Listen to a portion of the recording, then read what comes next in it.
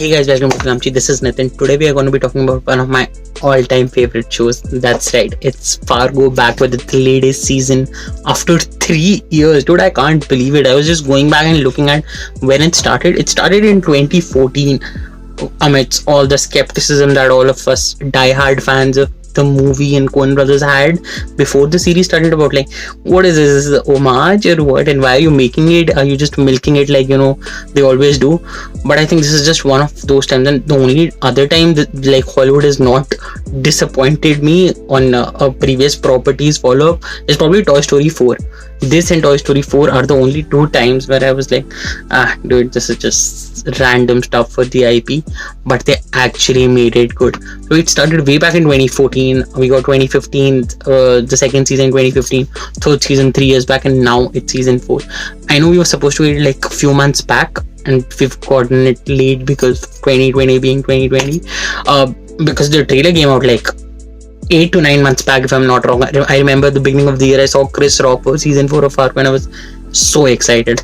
So yeah, I'll break down the first 2 episodes, at least what I are my key takeaways, because there was a lot to unpack. It's gonna be spoiler filled, but before I deep dive, I just want to talk about the show for a bit, dude, because it's one of my all-time favorite shows, as I said. It's gotten better with each season, and the greatest part of it is, right, it started as an homage. It had those quirky characters, it had the Coen Brothers tone that we've all been fans of for years, but it was so stylistic with everything it did was so stylistic, but the style, I felt, never overpowered the substance. It was like a perfect love letters in season 1, and then sort of it became its own thing. And I see it till this season. So there are some obligatory things, like, of course, it's set in Minnesota, right? That's Fargo. Of course, it'll have that accent.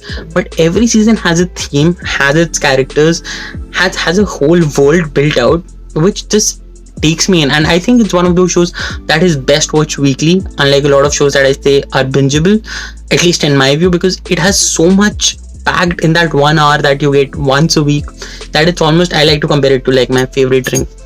Almost like a good scotch, right? All those complex flavors of being sweet and smoky at the same time, and I just like to take it one week at a time. So even I was like a little let down. We got 2 episodes. I would have loved just 1, but I think that was needed to get into the whole world this time around. And then the final thing I want to mention before I get into the season is, I am so happy Amazon Prime India is streaming it weekly as it is in the US. I think it's still a couple of days late. It airs on Sunday. I think we get it on Tuesday, which is still at least a day's buffer, but I would take it over what's been happening the previous year. I think season 3 we got pretty late from Netflix, which has always been the case, right? We get stuff usually 2 weeks to maybe 2 years late in India. I hope that changes, because of course we all want to watch it legally, right? But you have to give us an option to enjoy such stuff. But now I think, as I said, it's changing. So now Fargo is on both. Netflix has those 3 seasons, then Amazon has season 1, 2, 3, and now 4 as well, streaming weekly. So really happy about it. And now, of course, I would like to talk about season episodes 1 and 2. And when I clicked play, I'm telling you, I'm a huge fan of the show. So you see, my expectations are up there before I click play. So there's everything that Noah Hawley has to do to get me back, because when something is starting with humongous expectations, it usually, the only way to go is down, right? It can't surpass it. So it all it can do is match it, and even that is amazing, because it's 10 on 10 from the very beginning. And I'm just happy to say, when it started, those first 20 minutes where we meet probably one of the lead protagonist characters this year, who's a 16-year-old black girl, and she narrates the 20 in those 20 minutes book report, the 50 odd years of how organized crime changed hands between the Italians and the Irish and all the immigrants who came to America. It was so well done. Again, we've seen that gangster world so many times, and you would feel saturated unless it's treated how they treated it this way in this show. Everything was done so stylistically, and yet the plot at the center of it was so good. The fact that they always exchanged, they spit on their hands, and whenever there was an exchange of power of like a peace treaty, they would always meet in front of that one shop or bar. I don't remember what it was. with all their gangsters, henchmen surrounding them, and one of them had their, text written on them, who are they and the date of arrest and all. It was so stylistically and well done. And then at the core of it, that they're exchanging their youngest sons between the families just to ensure peace. And in the beginning I was like, what is this all about, dude? What is this? But then I got the point of it. It was almost like a ransom. And then we see those mini stories, right? One of the sons, he betrays his new family to obviously stick to his blood family, right? But later when he's exchanged again, despite not being the youngest son, I think, then he's holding a grudge against his blood family. He's like, how can you do this? How can you exchange me again? And so that time, he betrays his blood family to side with the new family that he's on. So I was just engrossed in the very first 20 minutes. I was like, I'm in for this season. And Chris Rock hadn't even come till then, because obviously one of my favorite comedians, right? And Chris Rock's entry coming alone when, there were always gangsters being supporting the lead guy, and then those people coming out of the cars, the whole blood packed thing, and I was like, I am in. I don't want anything else. These characters are good enough. Just give me a good story. And that was not enough, because they introduced who is probably going to be my favorite character this season. It's that nurse. I think her name was Mayflower, who's a complete psychopath based on what we got in these first 2 episodes. But she is still very smart, because if you see that scene where she was fired, the way she negotiated, and she got a couple of months of severance and a letter of recommendation while being fired, you see that's a person who's very smart, and yet she's racist, bigoted, and we're yet to peel those layers. But she's definitely an oddball. We get it from everything, from her walk to how she treats our lead, how she talks to people, her doing cocaine. Every scene we got with her was like, dude, there is so much to appeal here. I love it, from the pie she bakes and everything. So the first episode had so much going on. I was in that random event, spurting it all out of control, a BB gun hitting the Italian guy, and before you know it, it's all up to it's all gone in flames. It's all just the racism that you get there, and the question that the season is asking, like, who is really an American, given that it's a land of immigrants, which is an interesting question to ask, right? And especially in the 1950s, where the Chris Rock comes up with a great idea, like a credit card, which for now it's like a common thing, right? And yet because of his color, no one listens to him. That's so interesting.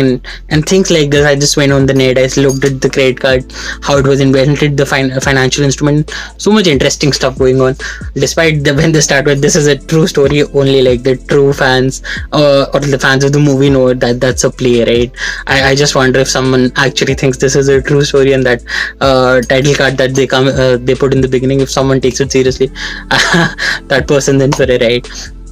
So the first episode got me, and the second episode just built on it. We got a lot of new characters, I would give you that. But and I think that Italian guy, Jason Schwartzman's brother, also came in the second episode. I can't recall his name, but the big guy, right? And even he was introduced. So it was overwhelming in terms of the people being introduced, but I never lost track. That's the genius for Noah Hawley. And this ending of the second episode, I thought it just kept getting stronger. There was this the slaughterhouse scene, and how this Italian guy enters that scene. There's a music playing behind him, and I was just instantly in love. I think it's a jazz piece, so I looked up the song, and I've been looping it like the whole night. It's such a great piece of music, and the editing there, so stylistically so competent. The split screens, which can get obnoxious as a cinematic instrument by a lot of people, but as a tool, right? But these guys, Noah Hawley does it so well that when his name comes up at the credits thrice in both these episodes, because it's like directed by Change of Guard, written by Change of Guard, created for television by, and his name across, he didn't even combine them. I was like, dude, you deserve it. You deserve those thrice hat trick of credits, because I know there's a whole team behind it, right? But it's this man's vision. He leads the writers' room. I'm sure he's an essential part of casting people there. So it's his. He's the captain of the ship, and it's one of the best ships out there. Everything about it, from the color palette, from the cinematography, from the costumes, set design, production, and all of that won't matter unless you have a perfect, impeccable writing at its center, which it does, from the dialogues to the setting to the characters to the oddness of those characters. I can't stop gushing about the show, and I'm so happy that the first 2 episodes totally delivered on it. I am so excited to see where the season pans out. I don't know if Noah Hawley would direct more upcoming episodes. I think he'll go for the last 2 episodes again, as he's done quite a lot of the seasons. But it's hard for me to put it into words, and I've been trying that for the past 10 minutes now. How much I love this show, and how much season 4 seems to be on those lines. I mean, just small throwaway moments, like that guy hanging rats because he thinks that would scare away the other rats, and then our character calling it out that, dude, I think you're overestimating the smartness of your enemy. Those small moments with the big ones is what make Fargo. It's one of the finest shows out there. I love to watch it weekly. I can't wait for the next episode and coming back here and talking about it. But tell me, are you guys big fans? What do you feel about it? Some of the people I know have been disappointed by these 2 episodes. I don't know why, because it's totally in tune with the show's previous season, so I don't know. But tell me about it. How did you feel about it? Are you excited for the season? Comment below, let me know. Till then, keep filming.